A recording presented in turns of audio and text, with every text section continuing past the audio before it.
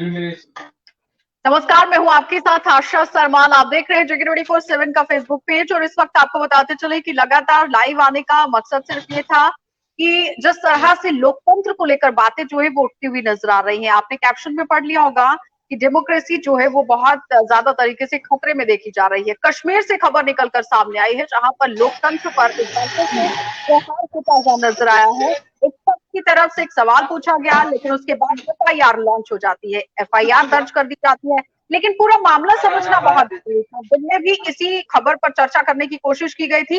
सनम एजाज हमारे सहयोगी हमारे साथ जुड़ चुके हैं। सनम, सबसे पहले तो मामला समझाइए कि आखिर एक आम जन पर क्यों एफआईआर लगा दी गई। देखिए, ये क्यों एफआईआर लगा दी गई, ये बहुत बड़ा सवाल है, क्योंकि ये पब्लिक सभा थी। यहाँ पे जो दरबार था, अवामी दरबार था, बशीर खान यहाँ पे मौजूद थे, डिस्ट्रिक्ट एडमिनिस्ट्रेशन थी, और ये गांधरबल की डिस्ट्रिक्ट एडमिनिस्ट्रेशन से जब सवाल पूछे गए, उनके रिलेटेड जब एडवाइजर से सवाल पूछे गए कि उनके बहुत से मुद्दे हैं, वो मुद्दे सरकार के सामने रखे गए हैं, लेकिन सरकार ने उन मुद्दों पे कभी और खौज नहीं किया है। फिर ये सिविल सोसाइटी का एक आदमी खड़ा हो जाता है और वो बशीर खान को एड्रेस करते हुए बताता है कि हमें इन लोगों से उम्मीद नहीं है, लेकिन आप हमारे अपने हैं, आपसे बहुत ज्यादा उम्मीद है। इसी चीज को लेके गांधरबल की जो डिस्ट्रिक्ट एडमिनिस्ट्रेशन है वो इसको सवाल, इस पे एफआईआर दर्ज करती है, और एफआईआर में ये बताया जाता है कि इसने कहीं न कहीं कम्युनल या रिलीजियस जो सेंटिमेंट्स हैं उनको उभारने की कोशिश की है। यूं तो आम तौर पे देखें तो इसमें कोई ऐसा कम्युनल नहीं है, कैसा नहीं है। हाँ, एक चीज है, वहां जो डिप्टी कमिश्नर है उनका ताल्लुक उत्तर प्रदेश से है और वो लेडी है, और खासतौर पे वो बहुत कम उसके बारे में लोगों से बहुत कम मिलती है, क्योंकि उनका जो आईएएस कैडर है, और आईएएस कैडर में ये क्रेज भी रहता है इन लोगों को ब्यूरोक्रेसी में आने के बाद। तो ये बातें पहले भी उठती आई हैं कि वो आम जन से बातचीत नहीं करती हैं, लोगों से ज्यादा रुतबा अपना जो है वो दिखाने की कोशिश करती हैं, उनसे बातचीत करने की कोशिश नहीं करती, लोगों की बात को सुनने की कोशिश नहीं करती है। तो जाहिर तरीके से एक आम शख्स उठता है, अपनी बात रखता है। एक लोकतंत्र देश के अंदर, लोकतंत्र राज्य के अंदर आपको अपनी बात कहने का हक है, लेकिन गांधरबल के अंदर देखने को मिला है वो कहीं ना कहीं शर्मसार करता हुआ नजर आता है। देखिए, जो बडगाम यहाँ गांधरबल की डिप्टी कमिश्नर हैं, आईएएस हैं, और आईएएस लॉबी को पता है कश्मीर में कि यहाँ उनसे कोई पूछताछ करने वाला नहीं है, और ये भी एक बड़ा कारण है कि अक्सर ये लोग पब्लिक से नहीं मिलते हैं, पब्लिक के किसी सवाल का जवाब नहीं देते, और ये तो अब इसको कहते सकते लोकतंत्र को शर्मसार करने वाली बात होती है कि जो आदमी सवाल पूछता है सरकार से, और खासतौर पर कश्मीर में जहाँ 3 साल से कोई बिजनेस नहीं चला है, जहाँ लोगों को परेशानी है, लोगों के टेंशन है, उस कंफ्यूजन है, और उस सारे के बीच में लॉ एंड ऑर्डर को लेके भी लोगों में टेंशन है। ये नहीं कोई कहेगा कि यहाँ सब हालात ठीक है तो यहाँ सब सुख शांति से महाराष्ट्र मुंबई की तरह लोग रहते।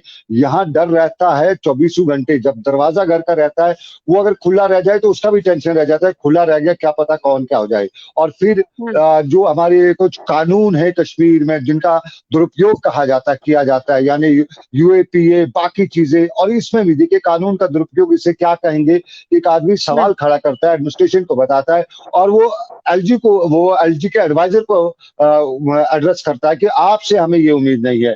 उस पे डिप्टी कमिश्नर गांधरबल उसको एफआईआर कर देती है, उसको थाने में बंद रखा जाता है पहले। और फिर एक इंपॉर्टेंट ये है कि अगर ये मामला था, इसमें यह है कि उसको 3 बजे बुलाया पुलिस स्टेशन, 3 बजे से 4 बजे तक उसे पूछताछ की गई, छोड़ा गया, और फिर रात 8 बजे फिर दंदनाती हुई, या 9 बजे, उनके परिवार के लोग कहते हैं रात 10 बजे, फिर कुछ लोग कहते हैं, पड़ोसी जो कहते हैं रात 9 बजे। रात 9 बजे किसी के घर में पुलिस के 10-20 लोग जाना, वहां दंदनाते हुए, और फिर वहां क्या तो उसके बच्चों का, उसकी फैमिली का क्या होगा, कितना उनका जो मानसिक संतुलन है उसमें कितना असर पड़ा होगा, ये चीजें यहाँ काउंट ही नहीं की जाती। हमारी एडमिनिस्ट्रेशन, हमारी ब्यूरोक्रेसी चीजों को प्रताड़नाएं जो है वो की गई। लेकिन एक सवाल यहाँ पर ये बनता है सनम कि जो दावे और वादे आप लोग सामने रखते हैं, जब वो दावे पूरे नहीं होते हैं तो आम जनता सवाल करती है, लेकिन जब आम जनता सवाल करती है तो जाहिर तरीके से उस पर एफआईआर ये बहुत बड़ा मुद्दा है, क्योंकि कश्मीर के अंदर लोकतंत्र जो है वो खतरे में देखा जा रहा है। जिस तरह से दोपहर में भी बात हो रही थी कि आखिर कश्मीर के अंदर बोलने की इजाजत क्यों नहीं दी जा रही लोगों को। देखिए, ये बहुत बड़ी बदकिस्मती है कश्मीर में, लोगों की भी और एडमिनिस्ट्रेशन की।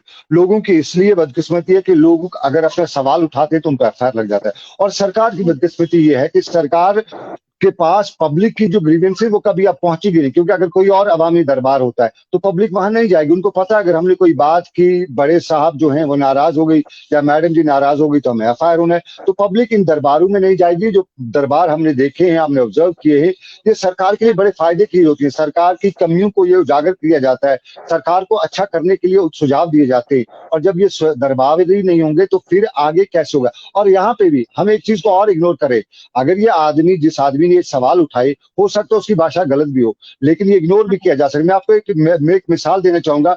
पिछले दिनों आपने देखा होगा सोशल मीडिया पे एक वीडियो भी है, वो पुलवामा का है। वहां सेना के अधिकारी, वो बड़े लोग बैठे हुए थे, ब्रिगेडियर, कर्नल, जनरल वगैरह के रैंक के बाद, और वहां उन्होंने लोकल युवा को दरबार लगाया था, लोकल युवा जो पुलवामा के उनको लाया था, और जो युवा सेना के उन अधिकारियों को बोल रहे थे, बहुत ही उल्टे सीधे सीधे शब्दों का इस्तेमाल होता। लेकिन सेना के बड़े लोग जो हैं, या जो भी सेना का वहां पर था, वो उन लोगों की सुन रहा था, हंस के उनके गलत बातों को टाल भी रहा था, और उनको बता रहा था कि हमें मिल के इकट्ठे चलना है। ये मामला यानी ये एक है। कहा इसी जा की सकता अगर है कि उस बैठक के अंदर जवाब दिया जा सकता था, प्यार से जवाब दिया जा सकता था, और उसके बाद उसे बिल्कुल एक आईने में बिठाकर समझाया जा सकता था। एफआईआर दर्ज करने की जरूरत नहीं थी, क्योंकि आमजन के अंदर वो एक अपना राइट है, वो कहीं पर भी बात बोल सकता है, जवाब मांग सकता है, क्योंकि जितने भी इस वक्त सरकारी मुलाजिम हैं वो जनता के नौकर हैं, इसमें कोई दो राह नहीं है। और अगर जनता सवाल करती है तो जवाब देना भी लाजमी है। आशा, जनता की नौकर जो है ये ब्यूरोक्रेसी, ये शायद जम्मू कश्मीर में नहीं है। अगर जनता की नौकर होती तो फिर ऐसा जनता से ही ऐसा व्यवहार नहीं होता।